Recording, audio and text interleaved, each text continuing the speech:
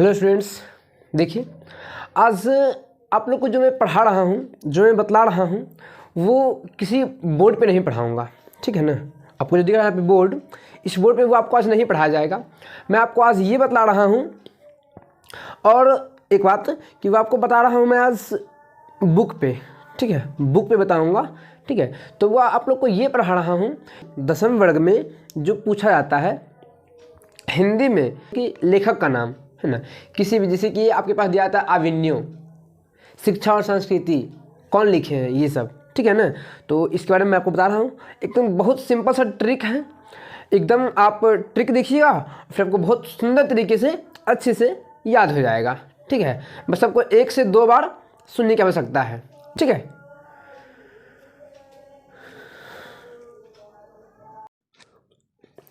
तो देखिए फ्रेंड्स, मैं यहाँ पे आ चुका हूँ उस बुक पे जहाँ से आप लोग को पढ़ाने वाला हूँ। ठीक है, तो देखिए मैं आपको पहले दिखा देना चाहता हूँ यहाँ पर से क्या है कि देखिए हुआ है ना, देखिए लिखा हुआ है कक्षा 10, ये आपका है गोधुली भाग 2। ठीक है, ये जो बुक है वो है आर बोर्ड के क्लास 10th के हिंदी का बुक। ठीक है, तो आप लोग को मैं दिखा दिया हूँ। अब मैं आता हूँ वहाँ पे जहाँ से आप लोग को पढ़ाने वाला हूँ, तो आप लोग थोड़ा सा देख के समझ लीजिएगा यहाँ पर से।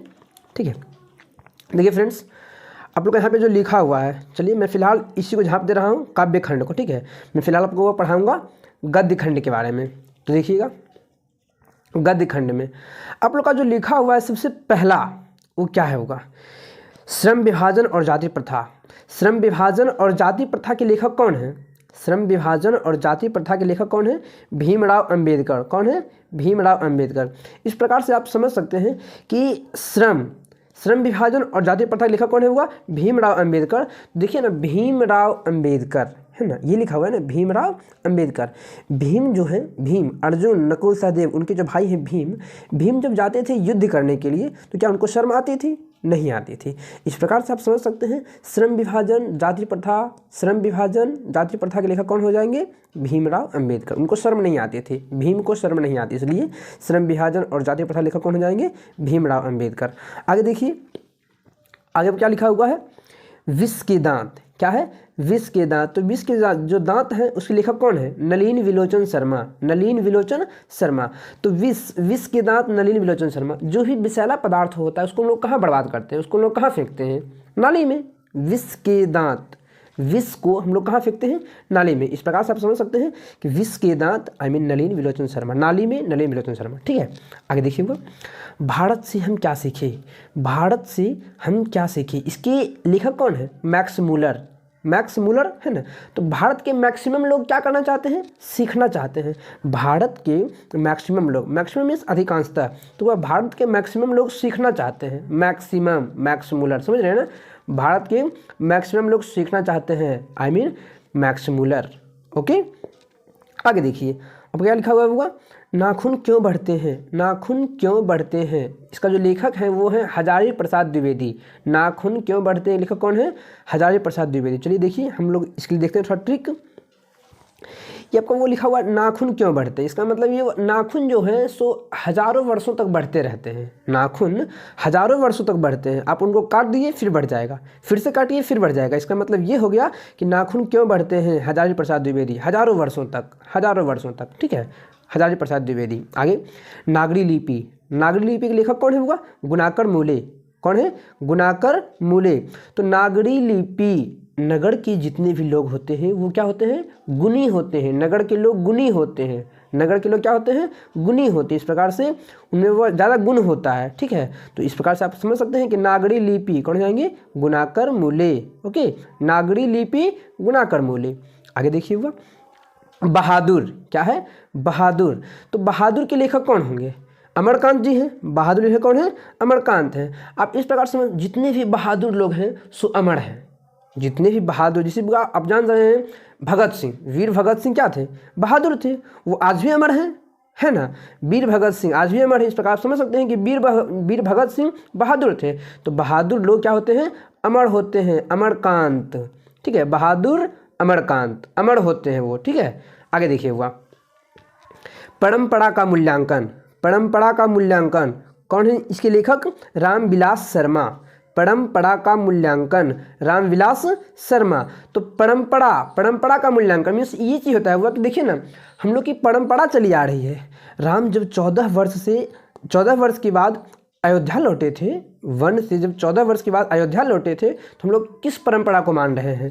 दीपावली मनाते हैं, है ना? क्या करते हैं? दीपावली मनाते हैं। तो राम की एक परंपरा है, इसलिए परंपरा का मूल्यांकन क्या हो जाएगा? रामविलास शर्मा। परंपरा का मूल्यांकन क्या होगा? हुआ रामविलास शर्मा। ऐसा परंपरा चला रहा है, ठीक है।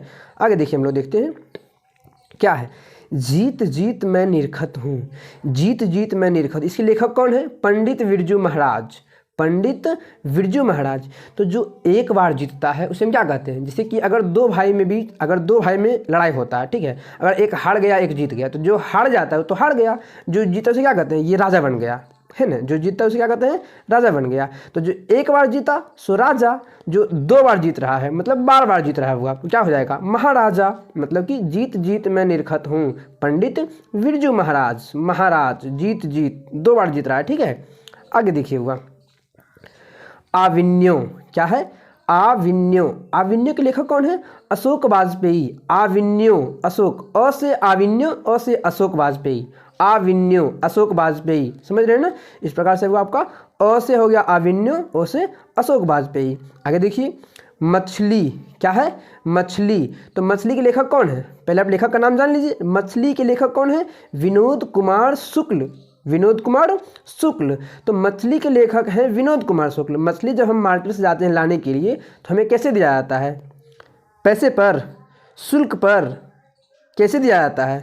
शुल्क लेता है। मतलब कि मछली को देने के लिए मछुआरा क्या करता है? हमसे शुल्क लेता है। मतलब कि मछली शुल्क, शुल्क शुक्ल, शुल्क शुक्ल। समझ रहे हैं ना? तो विनोद कुमार शुक्ल, मछली के लिए विनोद कुमार शुक्ल। अब हम आगे देख लेते हैं क्या होता है। नौबत खाने में इबादत। नौबत खाने में इबादत। यदि आप कोई चीज़ वैसा चीज मतलब आप ऐसा समझिए, आप कोई वैसा चीज़ खा ली जो आपको वह खाने में मतलब तीखा लग गया। खाने आपको क्या लग गया? तीखा लग गया। तो यदि आप खाना खाए आपको तीखा लग गया तो आपको अब उसके बदले क्या चाहिए? मुंह मीठा करने के लिए मिश्री चाहिए। क्या चाहिए? मिश्री। तो आप देख लीजिए, नौबत खाने में इबादत, हमको खाने में क्या चाहिए था? मिश्री चाहिए। इसलिए हमको क्या यहाँ लिख के मतलब ले लेंगे नौबत खाने में इबादत। क्या लेंगे हम? मिश्री। इसलिए यतीन्द्र मिश्र। नौबत खाने में इबादत, खाने में इबादत मिश्र चाहिए हमको, है ना? इसलिए यतीन्द्र मिश्र। आगे देखेंगे शिक्षा और संस्कृति। शिक्षा और संस्कृति कौन है? महात्मा गांधी। शिक्षा और संस्कृति कौन है? महात्मा गांधी। इस प्रकार से आप समझ लीजिए कि शिक्षा देने का काम कौन करते हैं? सब महात्मा लोग करते हैं। शिक्षा देने का काम हम लोग कौन करते हैं? महात्मा लोग करते हैं। आप कहीं पे जाइए देखिए, कोई भी आपको मिलेंगे महात्मा लोग, आपको शिक्षा तुरंत देने मतलब शुरू कर देंगे आपको शिक्षा देने के लिए, ठीक है ना? तो महात्मा लोग क्या करते हैं? शिक्षा देते हैं। इसलिए शिक्षा और संस्कृति कौन होंगे? महात्मा गांधी, ठीक है। शिक्षा संस्कृति कौन होंगे? वो महात्मा गांधी।